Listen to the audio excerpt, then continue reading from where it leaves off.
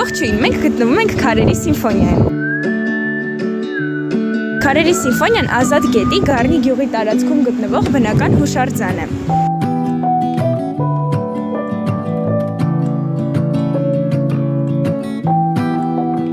Այն նշանավոր է իր հիասքանչ արհեստական թվացող ժայռերով, որոնք կազմված են 6 գլաններից։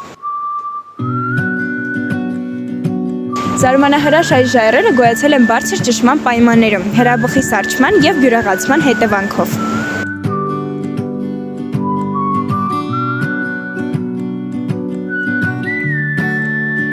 ՄԱԿ-ի զբոսաշրջային համաշխարհային կազմակերպության 2013 թվականի զբոսաշրջային պաստառների մրցույթում հաղթող է ճանաչվել Հայաստանը իր Քարերի սիմֆոնիա պաստառով։